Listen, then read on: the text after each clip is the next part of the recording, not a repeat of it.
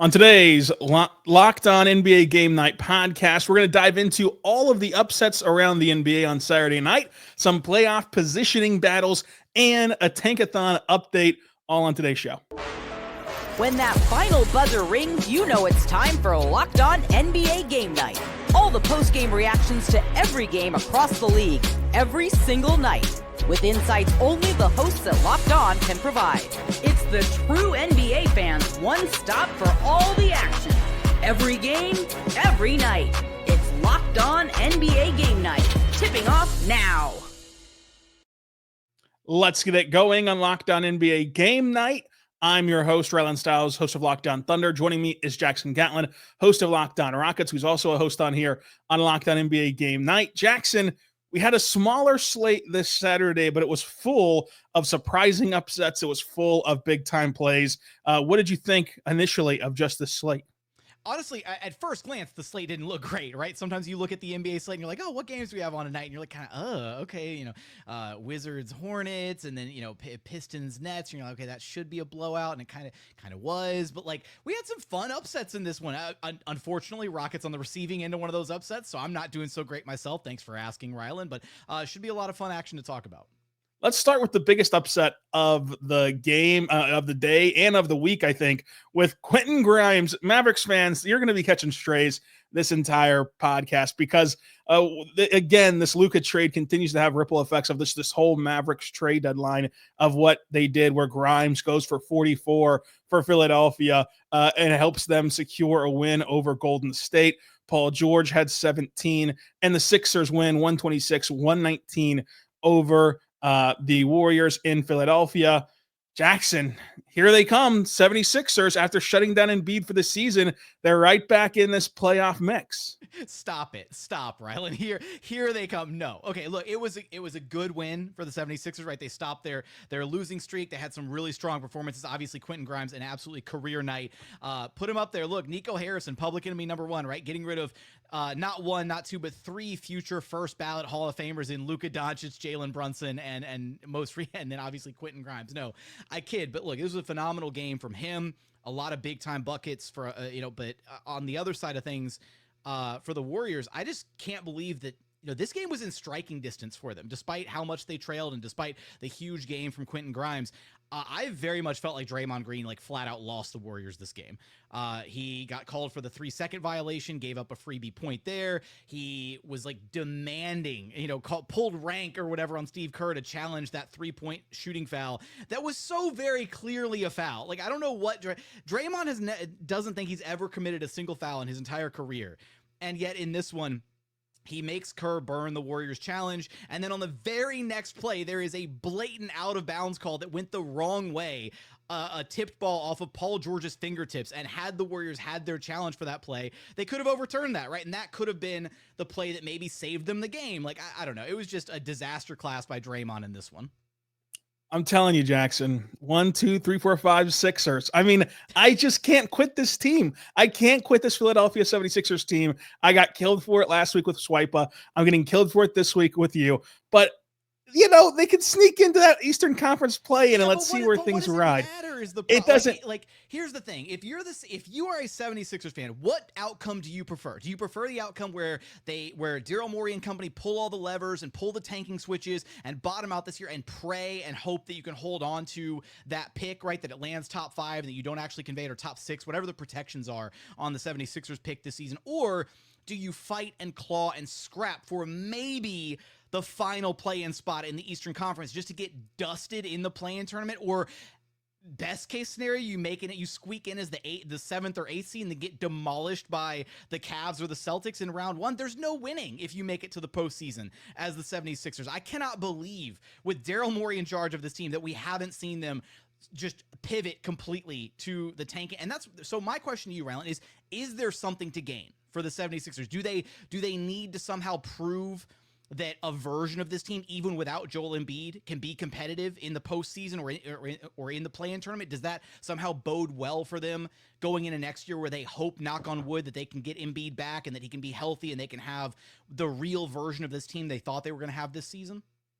Yeah, I mean, I think that the biggest thing, once that they've officially shut down Embiid, now I think that you should be comfortable just letting the season play out however it'll play out. Because if you do make the play-in, it would take a consistent stretch here to end the year of Paul George being a really good player, a consistent stretch of Therese Maxey or Quentin Grimes or whoever stepping up alongside him and having big production. And so if you get these things consistently enough to make up the ground that you need to make up in the play-in tournament, because right now, I mean, they're 3.5 games back. Like it's not going to be a short order to actually pull this off.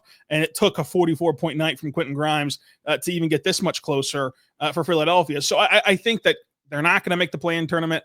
I think that that's not a bad thing if they don't, although you still have a higher risk of losing your pick than not, even without a play-in tournament bid. So I would just say if Paul George is healthy and he wants to play, let him play. Let him find a little bit of something. Let's find some momentum heading into the offseason. It was just the only thing I didn't like was letting Embiid play as long as you let him play, because we all knew that his season was cooked physically and that he needed to just start that rehab process. With Paul George, he's just had a terrible season. I mean, yeah, there's been bumps and bruises over his whole career in this season, but in totality this year, it's just been he's been terrible. Like, let him try to find something. Let him try to find something alongside Maxey, and if it ends up getting you those 3 games you need to get to the play-in tournament, so be it. But I don't think it will, and I think that you're going to just be on lottery night, hoping that the pick conveys to you, because the other way too is, even if they did tank, like even if they said that like no more Maxey, no more Paul George, well, who can they jump the other way? They are tied right now with Brooklyn, but I mean, Toronto only has 18 wins and New Orleans only has 16 wins and Utah only has 15 wins. Philadelphia has 21. So they can't even climb all that far up to where the best they can do realistically is maybe 5, but realistically 6 with Brooklyn. And guess what? That pick still has a greater chance to go to the Thunder than not, even if you get the 6 best odds. So really there's no winning for where the Sixers find themselves right now. There we go. There's the Thunder ulterior motive that we were building towards during that entire spiel. I was waiting for it. Hot take though. The Thunder should actually want them to keep their pick because it's top 4 protected next year in what seems to be a little bit better draft class. Okay, well there you go. Look, at the end of the day, we'll give a little bit of credit to PG. He did show up when the Sixers needed him to in this game. He had 12 of his 17 in the fourth quarter, hit some big time shots down the stretch of this one to kind of help keep the Warriors at bay. Rylan, I'm with you there. I like pieces of this 76ers squad. Like, I love Yabusele. I think he was such a steal for this team. But he's not going to be here next season. Somebody's paying him this offseason, and I don't think it's going to be Philadelphia. Yeah, I don't know if they're going to be able to pay him, even though that they probably want to pay him. But what a big upset it was for them on this game tonight on ABC. Arguably, like the executives made the right call, even with the Embiid injury news, not just because of the results, but the rest of the slate was pretty meh. We're going to talk about more upsets around the league, including your Houston Rockets did face an upset against the Sacramento Kings. The Mavericks got beat down by the Milwaukee Bucks, and so much more. But first, one, say right now, our good friends over at FanDuel, go check out FanDuel today, because right now, when the games tip off, the NBA action is just getting started. There's no better place to get in on the action than FanDuel, America's #1 sports book. With FanDuel, you can place live bets throughout the game. So even if you miss the opening tip-off and want to make a bet on a fourth quarter comeback or stay in the action, you can do so. If you're looking for a bigger payout, you can even combine your live bets into the same game parlay. Right now, new customers can get $150 in bonus bets if your first $5 bet wins just by visiting FanDuel.com and joining today. That's FanDuel.com to join today at your shot at $150 in bonus bets. Make every moment more with FanDuel, the official sporting betting partner of the NBA. And the biggest game of the slate on Sunday, Celtics Nuggets. Celtics 2.5 point favorites according to FanDuel. Go check it out today at FanDuel.com. We're back on the Locked On NBA Game Night podcast. I'm Rylan Stiles. Alongside me is Jackson Gatlin at JT Gatlin on Twitter, Locked On Rockets. And Jackson, what in the world happened to your Houston Rockets, who fell to the Sacramento Kings 113-103 in the Toyota Center? Our job is to talk about this, but do we have to talk about it? Like, are you going to make me talk? Look, this game was so weird because literally 2 possessions into this game, Domantas Sabonis exits the game. And it was a freak, like weird, like non-contact injury. He was just sprinting down to get on to try and get like an early post seal on the offensive end of the court and looking for a pass all the way down. And then he just like no contact, nothing, just reaches down at his left hamstring and then is like gingerly moving around the court, kind of waiting to see if there'd be a dead ball or something. Eventually, Doug Christie has to call timeout to get him off the floor. And he immediately, with support, one of the Kings, assistant coaches or somebody on the training staff has to go help him walk back to the locker room. So first and foremost, prayers up for Sabonis. Hope he's okay. Hope it's nothing serious. Those non-contact injuries are always so scary because it could be something really severe. Hopefully it's nothing. Maybe he just tweaked something on the way down the court. But the Rockets got manhandled by a Sacramento Kings team without their best player in Domantas Sabonis. That's bad. That's really embarrassing. Rockets really had no answer for kind of the trio of dynamic guards that the Kings do have in DeMar DeRozan, Zach LaVine, and Malik Monk. They were terrorizing, getting downhill. Very little resistance from the Rockets' perimeter defenders in this game. And it felt like every time the Rockets made kind of mounted a comeback and got back into this game, the Kings had an answer. And they got off to a huge start early in the first quarter. They had a 19-3 lead. So they had a 16-point lead in that first quarter. And the Rockets had to expend so much energy to kind of fight and claw back into it and then going back and forth over the course of the rest of the game. Also in a game where you lost your biggest interior piece in Domantas Sabonis, who is obviously a monster on the glass night in, night out. And the Rockets managed to get out-rebounded 46-43 by the Kings. Jonas Valanciunas stepping in place of Sabonis was phenomenal in this game for Sacramento. 15 points, 14 rebounds, 7 of 10 shooting from the floor. Rockets really didn't have an answer for him. You look at the stat line, and Şengün had a solid evening of his own. 30 points, 10 of 16 shooting, 10 rebounds. Did an admirable effort trying to crash the glass in this game, but Valanciunas is a handful to deal with. And it wasn't just Valanciunas hitting the glass up and down the Kings roster. They did a great job of gang rebounding. All of their guards, all their wings were also crashing the glass. They had 13 offensive rebounds in this game, and the Rockets guards and wings just didn't step up enough. Outside of Şengün and then outside of Amen Thompson with 11 rebounds, it really didn't feel like they'd had enough of a presence on the glass, a team that's made rebounding so much of their identity this season. And on top of all that, they were trying to reacclimate or reintegrate Fred VanVleet in the lineup. His first game back since early February when he went out with an ankle sprain. And his first game back was less than great. Only 3 points, 1 of 8 shooting. And apparently early in the game, he had made some contact with an official and stepped on an official's foot and re-aggravated the same ankle that had held him out. So he tried to play through that throughout the game. But afterwards, Ime Udoka said, told media that it was really clearly bothering him and he was kind of hobbled. He looked hobbled walking off the court at the end of the game. So despite a 30-point night from Şengün, a 24-point outing from Jalen Green, just not enough defense. They couldn't find a way to contain the Kings, and they had a bunch of sloppy play in the second half. 13 of their 16 turnovers in the second half. And I don't know, just it was a disappointing all-around game. This is not the same Houston Rockets team as earlier this season, at least not right now. Jackson, with that being said, this was the Kings' third straight win. And on the flip side, you have the Suns, who are 3-7 in their last 10 games. You have the Spurs, who are 3-7 in their last 10 games. And the Portland Trailblazers are 6-4 in their last 10 games. But all of those teams are 3.5 games or more back of the NBA play-in tournament. Is the play-in tournament field set to you? Are these the 10 teams? It's just a matter of what order they come in the West. I think I'm right there. I think it's pretty much these 10 teams. I think if the Spurs hadn't shut down Wemby, they would be absolutely, maybe not even be a dark horse, but would be much more in the mix for that final play-in tournament spot. Losing Wemby completely changes the fabric of who that Spurs team is, right? They're not the same team without Wemby. They're lacking any kind of an interior presence. They have no size without Wemby. It's just going to be tough for them to navigate that without him. The Suns are just a complete dumpster fire at this point. I have no faith in them. I'd have more faith, Rylan, in the Blazers somehow making the play-in tournament in the West than I do the Suns at this point. That's kind of where that's how down I am on Phoenix. So I think it is basically we're locked in. The 10 teams you see right now, 1 through 10 in the West, are going to be the 10 teams at the end of the season. It's just going to be about what order they ultimately shake out in. And with that being said, the Spurs got that win with De'Aaron Fox getting the win at the buzzer in Memphis against the John Morantless Grizzlies team. But you saw this San Antonio team go on the road. You had Fox with 20 points. You had Chris Paul with 8 assists. You had Devin Vassell had 20. And then off the bench, four Spurs off the bench had double-figure nights, including Castle, the rookie, with 24 points off the pie.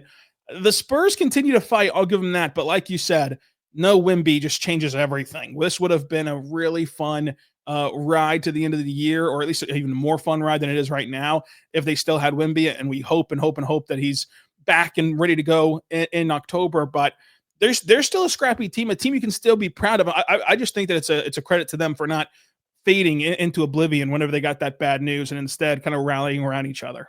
No, absolutely, right? That's one of those things where obviously losing your your franchise player, your team's best player, the guy that everything is built around on both sides of the court could be, is generally a pretty devastating blow. But this Spurs team, they're still young, they're still plucky, they're still going to go out there and win some games, despite the fact that whatever they're doing with this lineup situation, still starting Chris Paul and Fox next to each other, like it is not.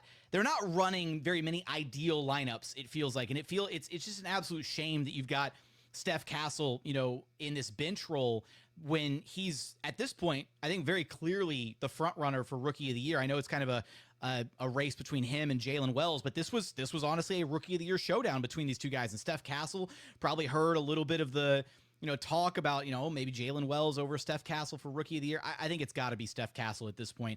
24 points, 8 of 16 shooting, 3 rebounds, 7 assists, some big-time shot making from him in this game. On the other side, Jalen Wells, 18 points, 7 of 14, 4 of 10 from downtown, 2 boards, 3 assists, but he did it he got 7 more minutes of game time than Steph Castle did since Castle's playing off the bench. Don't get me wrong. I really like Jalen Wells, huge Jalen Wells fan, but I think that at this point, Steph Castle just has this thing locked up. Yeah, I totally agree with you. It's no indictment on Wells, who's been incredible for Memphis and impactful to winning, but it's just how good that I think Castle has been this year, especially start to finish and not just front-loaded or a back-loaded schedule. He's been really good. Now, another team that's been really young and good is Detroit. 9-1 in their last 10 games. They are now comfortably in that number 6 spot, 4 games and a half up from the play-in tournament, and they're closing in a game and a half back of that 5 seed. They got another win against the Brooklyn Nets today in Detroit, and the atmosphere was insane in that Little Caesars Arena. I believe their one loss in this 9-for-1 stretch in the last 10 games was to the Denver Nuggets, who, okay, you lost to the best player in the world, sure. But Detroit has just been sensational. Cade Cunningham has really been a great leader for this team. And I think that their front office deserves a lot of credit for finding the right mix of not just old guys for the sake of saying you have veterans, or not just old guys who are there to fit out, but veterans who really bring along your young guys, teach them how to play, complement their play styles, and get you to where you are right now, where you're going to get to see this team play meaningful basketball. No, absolutely. This Pistons team is one of the best, I guess, kind of like feel good or fun story teams in the NBA this season. I think Cade Cunningham he's got to probably be a lock for one of the all NBA teams the way that he's playing so far this year. I mean, you think about the other guards in the NBA landscape, obviously SGA and Donovan Mitchell right there at the top. They're probably your first team guys. Anthony Edwards, Steph Curry, Jalen Brunson are kind of be all in the mix as well. But I think that Cade has probably cemented himself, assuming he, continues this play to end out the season. He's probably got to be an all NBA third team guy, this year. And then, to your point about, first off, they've embraced, right, JB Bickerstaff as their head coach. They've got this great this great kind of defensive identity with him. And to me, I was really impressed by it's really easy for a young team to kind of go off the rails, right? You were riding this 8-game win streak, longest win streak you've had since, the late 2000s, all the way back in 2008. And then you go up against, these heavy hitters in the Denver Nuggets and Nikola Jokic, best player in the world, and you lose, right? You get handled by them. And then you have to come in second night of a back-to-back. Legs are probably heavy. You just had considerably probably an emotional loss because you wanted to build on that exciting win streak. And they came in and took care of business. And that's what good teams do. Good teams show up and they are able to right the ship. They're able to turn things around. They don't let one bad loss turn into 3 or 4 or 5 or 7 bad losses in a row, right? they find a way to right things, and that's what they did in this game. And so you got to give a lot of credit to the Pistons for kind of responding, coming back out, and getting back in front of this thing. You do have to give them a lot of credit for that. The Mavericks, though, have not gotten much credit post-trade deadline. Can they salvage the rest of this season? Plus, who deserves Cooper Flag more in a race between two tanking teams in Washington and Charlotte?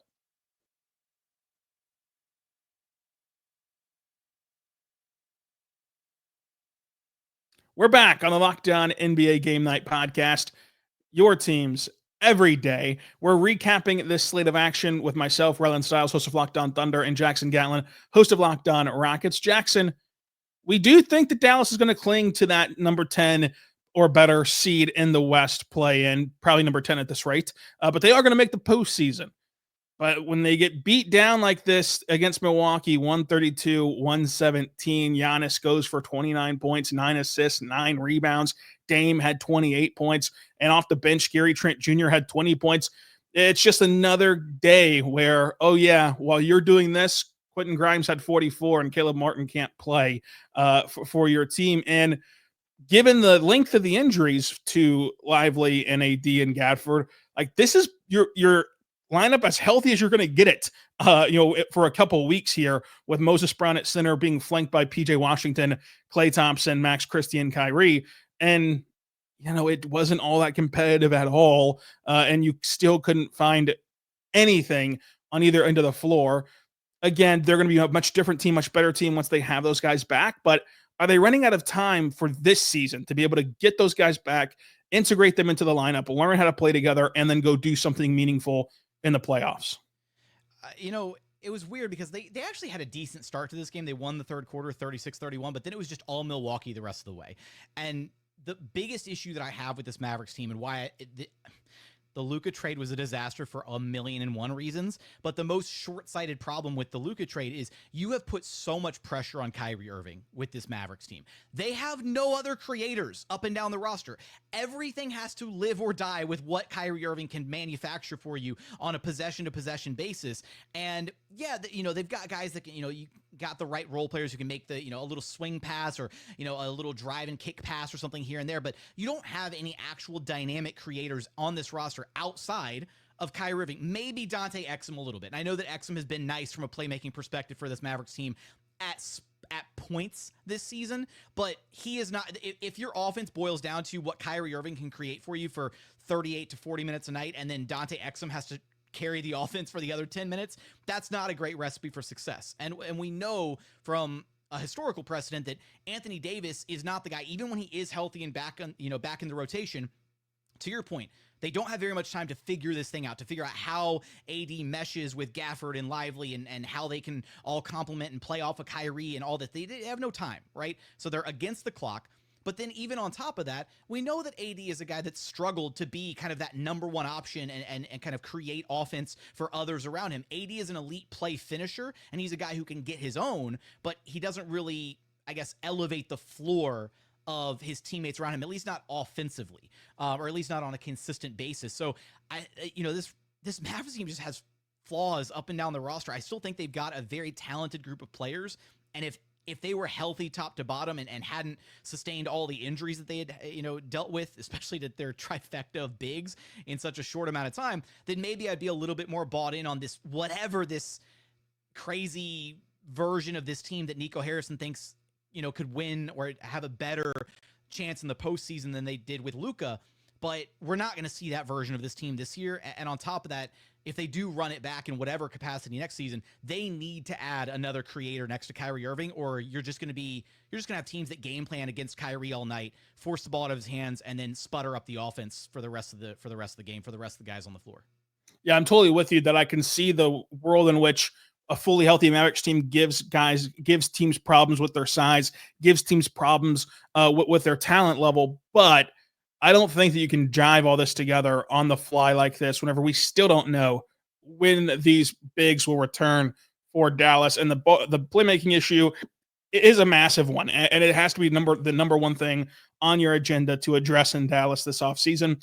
But this offseason is also very important for Washington and Charlotte, who did battle today in North Carolina, where Washington won 113-100. 500. Jackson, it was a second half barrage by Washington. Neither fan base cares who won this game. Arguably, they'd care more about losing this game than winning it. So I ask you, who deserves / needs Cooper Flag more between these two teams?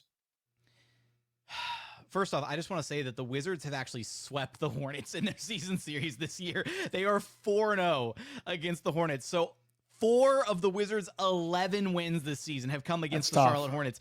Take that for what you will. I think in that regard, like, the Hornets might just deserve the number 1 overall pick by default, because if you lose to the actual worst team in the NBA 4 times, like, the Hornets deserve to be relegated, demoted to the G League, whatever. It's rough, which is weird because I was actually a little bit bought into this Hornets team earlier this season. I was thinking, okay, Charles Lee, like LaMelo, like if he's healthy, like can be a good offensive engine. Like maybe if they buy into the defensive identity, and none of that's happened. I think that, I'll be honest, Rylan, I think both of these teams, I mean, obviously desperately need, like, you know, the best pick that they can get. So, you know, Cooper Flag in this case, if he's going to continue to be the consensus number 1, but Charlotte at least has LaMelo, right? Charlotte at least has, you know, one guy that they can point to as their premier star level player. Whether LaMelo sticks in, you know, Charlotte long-term, who knows? They've also got Brandon Miller, who I'm a big fan of. Obviously he's not, you know, out for the season and everything, but I feel like Charlotte has better kind of top-end talent pieces right now than Washington. So I'll say that Washington really needs it. I like Washington's collection of young talent, but I don't know if they have like a guy that's projected to be like a true 1A out of any of their young talent at this current point. I think they've got a lot of probably future complementary pieces on their roster. Alex Sarr, Bub Carrington. Why am I blanking on couple of the other names here, but Keyshawn George, he's been awesome. Yeah, Koulibaly, I really like. So I'm gonna go Washington, but the real question is, does a team that is tanking as egregiously as the Wizards are deserve the number 1? Are we gonna see a version of it where the Wizards like land with the 5th overall pick, just like it happened to a few years there for the Pistons, right, where they did all that losing and they kept walking away with 5th overall picks, and it was just brutal every single year? Yeah, I would say deserves is an interesting way to view this. I think that I trust Washington more to deal with the fallout of not getting Cooper Flag more than I do trust Charlotte. I think that Charlotte, if they don't land the 1st overall pick, they would be a team that's conducive to a panic pick or just drafting a guy because of a highlight reel that doesn't really fit your identity and your team, because I don't know that Charlotte is really building a team identity. They're just kind of done this whole best player available thing, which has got them LaMelo and it's gotten them Brandon Miller, 2 guys who I think are really good. But besides that, I think that the Rolodex is actually deeper in Washington of talented young players who you like to keep around. However, to your point, the talented young players in Washington, while it's a longer list, it does not have even the top tier that like a Brandon Miller can be. So they do need someone at the top of that list, which would be Cooper Flag. So I would like to see him in Washington, but I think that I would trust that front office more, that new front office in Washington from Oklahoma City, more to deal with the fallout of not getting it than I would Charlotte, because I just don't trust that front office at all. I think that you kind of have to give them a slap in the face of, here's your pick, don't mess it up, it's Cooper Flag, and let them roll with it. So I'm excited to see the fallout of this draft lottery, though, here in a couple months. Oh, absolutely. And we can't walk away from this episode without doing at least one Tankathon spin to see who actually wins the pick, because we're talking about who deserves it, Washington or Charlotte, and we may get a completely random, 3rd team popping in the mix. So are you ready for a spin, Rylan? Let's spin it. All right, we're spinning the wheel. Here we go. And oh, you know who walks away? Philadelphia walks away. Here they come. Over Philadelphia. Now you can say, here they on come. The run. Stand up and cheer. Oh, man. 76ers Number win one. the Cooper Flag sweepstakes. There you go. And they get to pair That's what it's Cooper all Flag about, folks. with Joel Embiid and Paul George and Tyrese Maxey and whatever other Jared McCain pieces are left over after this. And Jared McCain, there you go. Hey, look, that would be probably the best case scenario if you're a 76ers fan. My goodness. That's called closing the loop on the top of the show. 1, 2, 3, 4, 5 Sixers, Jackson. You just made my day. My Sixers stock has never been higher than it is right now in this hypothetical